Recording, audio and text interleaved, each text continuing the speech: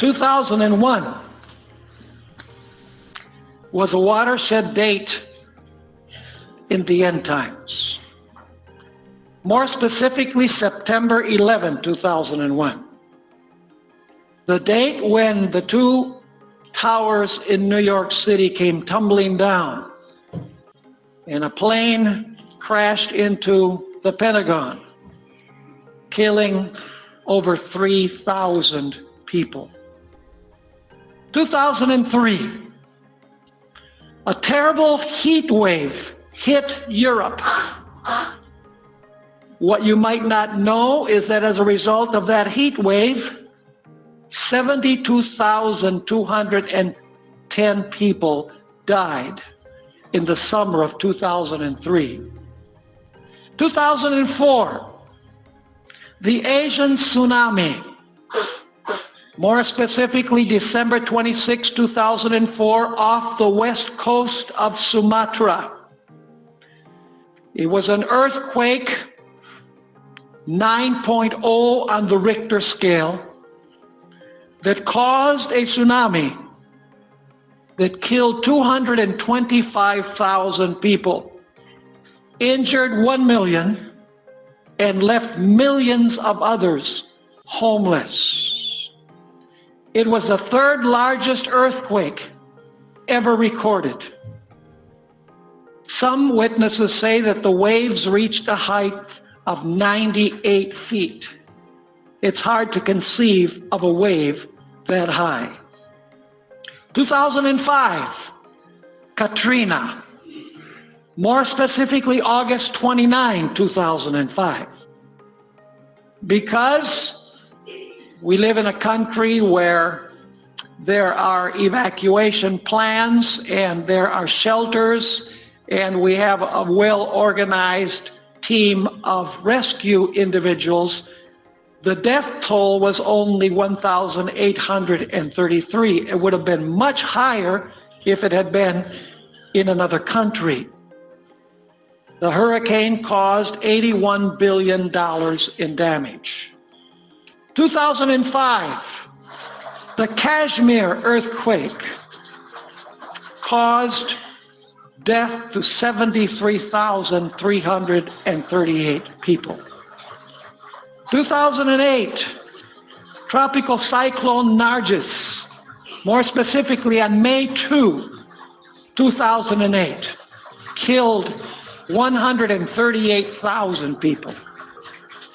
2008 also, in Sichuan, China, an 8.0 earthquake took place, more specifically May 12, 2008. 70,000 people killed, more than 18,000 missing, at least 18 million people left homeless, $146 billion in damages. 2010, Haiti, more specifically Port-au-Prince, January 12, 2010. A 7.0 earthquake killed 316,000 people, 300,000 injured, 1 million left homeless. 2010, Chile, February 27, 2010. In fact, 8.8 earthquake on the scale of Richter, 6th largest earthquake ever recorded. 2011, Japan, Northeast Japan. More specifically, March 11, 2011, 9.0 earthquake that caused a powerful tsunami, killing 15,839 people, with 3,642 missing, 1,525 injured. The tsunami caused a major nuclear disaster. An entire city was swept away. Those of you who remember watching on television could see the cars being swept away like toys, and that water coming over the retention wall and going more than a mile inland. 2012, Hurricane Sandy, more specifically October 29, 2012. This was the largest Atlantic hurricane on record. Not the most powerful, but the largest on record. 250 people killed. And once again, the reason why the death toll is smaller is because of the country where it hit. Approximately $80 billion in damage. I have not included in this list fires, tornadoes, floods, droughts, famines, and pestilence in the last 10 to 12 years. And then, of course, fresh in our memories are the events that took place at the Sandy Hook Elementary School. 26 people killed, among them 20 children in first grade. Something is happening in this world, and you would have to be blind, deaf, to not see that something momentous is happening in this world. You know, in the aftermath of the shootings there at Sandy Hook School, I couldn't help but be amused, maybe I shouldn't use that word, but amused at the explanations that were offered in the media on the reason for this terrible catastrophe, this terrible massacre. I'd like to share some of those explanations of why this happened.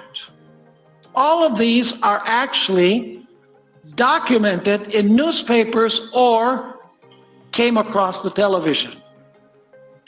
There is a New Age explanation, and that is that in the evolutionary process, when we transition from one age to another, there's always a traumatic period in between one age and the other. See, they say we're about to enter the age of Aquarius. You probably heard in the news media that we need more strict mental health screening. That perhaps that was the reason why this individual went off the deep end. If we'd had better mental health screening, perhaps it wouldn't have happened. And then there are those who say the reason why this happened is because of guns. If we could just get rid of the guns, then you wouldn't have this type of massacre. Others blame the violent media culture, video games, violent television programs, and violent music. Still another individual said it was because of parental neglect. I heard at least one person say that it was God who did this. People blame God for what happened in Sandy Hook and what is happening in the world.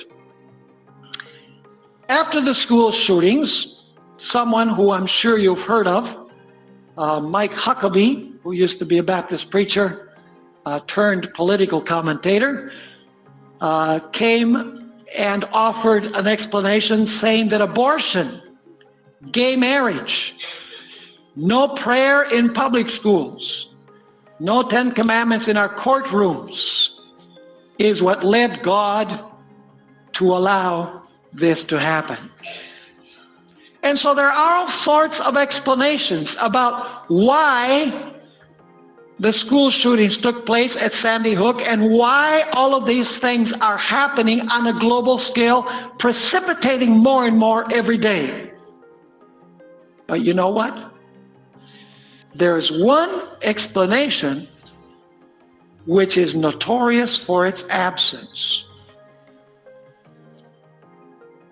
I never heard anyone on television or in the newspapers say that these things have been caused by the devil. Interesting that no one would blame the devil. You know, it's interesting that many people in the world today don't even believe that there is a devil. I would dare say that many of those who are involved in the media, they might believe in the existence of God, but it's doubtful whether they believe in the existence of the devil. The devil is the hidden culprit. And we're going to notice that the devil has a specific agenda in causing these things. He's allowed to do it by God because human beings have said, we don't want you, God.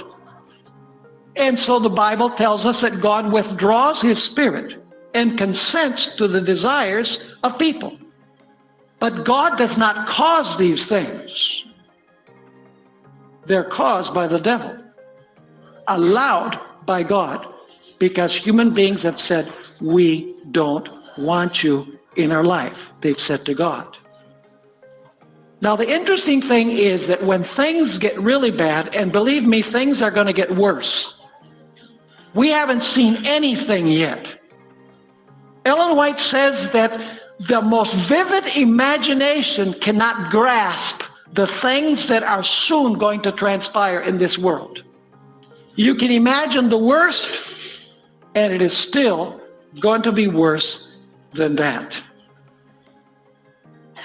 Soon, when things get so totally out of control that none of these explanations will actually be satisfactory,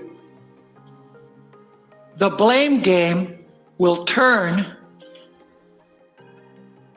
nasty. It will turn upon God's people. I'd like to read you a statement that we find in the book Great Controversy, page 592, where Ellen White discusses the real issue involved in the reason for all of these things that are happening, not only in the world, but more specifically in the United States. And you say, Pastor, what you're saying could never happen in the United States. What Ellen White writes could never happen in these United States. Listen to what she says. Those who honor the Bible Sabbath will be denounced as enemies of law and order. Interesting that those who keep the commandments of God will be accused of enemies of law and order. Those who honor the Bible Sabbath will be denounced as enemies of law and order, as breaking down the moral restraints of society, causing anarchy and corruption, calling down the judgments of God upon the earth. Their conscientious scruples will be pronounced obstinacy, stubbornness, and contempt of authority. They will be accused of disaffection toward the government. Ministers who deny the obligation of the divine law will present from the pulpit the duty of yielding obedience to the civil authorities as ordained of God. In legislative halls and courts of justice, commandment keepers will be misrepresented and condemned. A false coloring will be given to their words. The worst construction will be put upon their motives. Could that ever happen in these United States of America? You know, you heard what Dr. Teskey said this morning about suspending constitutional rights. Most people don't really know about this because it was somewhat done like the Patriot Act, where most of our congressional leaders did not actually read the Patriot Act before they voted on it. Now, some people say, well, Pastor Bohr, when you talk about these things, you're just an alarmist. Notice Great Controversy, page 605. Ellen White here is speaking about the final warning to the world. And she says, heretofore, those who presented the truth of the third angel's message have often been regarded as mere alarmists. Their predictions that religious intolerance would gain control in the United States, that church and state would unite to persecute those who keep the commandments of God, have been pronounced groundless and absurd. It has been confidently declared that this land could never become other than what it has been, the defender of religious freedom. So anybody who talks about end-time events and, the dangers represented by the union of church and state, the growth of the papacy, and the apostasy within Protestantism is accused of being an alarmist and not speaking in harmony with the facts.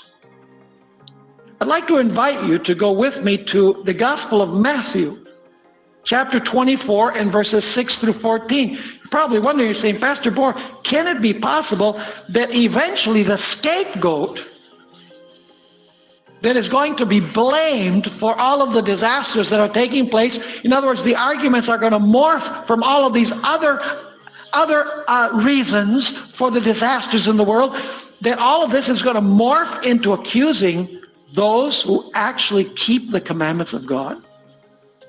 Matthew chapter 24 has the answer.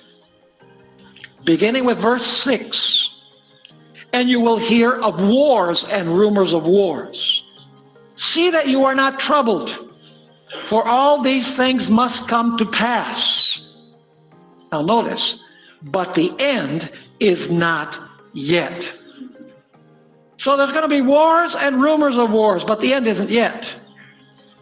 Notice verse 7. For nation will rise against nation, and kingdom against kingdom. So there's actually going to be wars. And then notice, and there will be famines, pestilences, that means diseases, and earthquakes in various places. But now notice, this isn't the final development, because it says in verse 8, all these things are what? The beginning of sorrows. Wars and rumors of wars.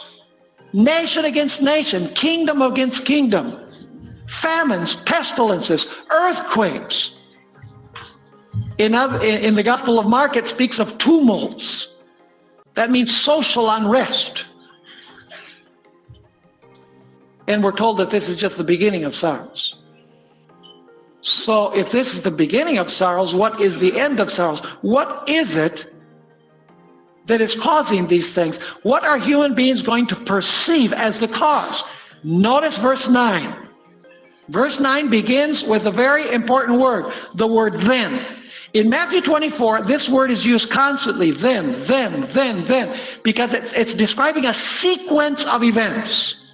So after speaking about wars and rumors of wars, kingdom rising against kingdom, nation against nation, famines, pestilences, and earthquakes and tumults, and after saying that this is the beginning of sorrows, notice verse 9. Then they will deliver you up to tribulation and kill you, and you will be hated by all nations for my name's sake. Is there any connection between wars and rumors of wars and nation against nation and pestilences and famines and earthquakes and tornadoes and all of these things, and eventually God's people being blamed for it? Matthew 24 makes it very clear. And then verse 10 tells us that when this persecution comes, something is going to happen with what Ellen White says is the majority of people in God's church. Do you hear what I said? The majority. In verse 10 she says, and then many will be what? Offended. That simply means that they will not walk with the Lord anymore because of what the previous verse says, because of the persecution. And notice, will betray one another and will hate one another. Ellen White amplifies that parents will deliver their children. You say that could never happen. The blame game. Let me tell you, when things get really bad, people will do strange things out of fear. There's not a greater motivator among the wicked than fear. And there's not a greater motivator among the righteous than love. So it says, then many will be offended, will betray one another, and will hate one another. And then we're told in verse 11, then many false prophets will rise up and deceive many. What are the false prophets going to say? In the light of what we're looking at, they're going to say, hey, do you know why this is happening? Because of them. Verse 12, and because lawlessness will abound, the love of many will grow cold. Can you imagine a world where there is no love? You know, you think about the time of trouble when God's Spirit is withdrawn from the earth. That's the moment when probation closes. Ellen White says that man can be very cruel when he's devoid of the Spirit of God. We can thank the Lord that the Holy Spirit is still working today. Because if not, it would be the law of the jungle. And it will be that way. And if God should not intervene to preserve his people, there would be no flesh left alive, according to Matthew chapter 24. We can thank God that God still restrains the winds of strife, even in this world where things seem to be falling apart.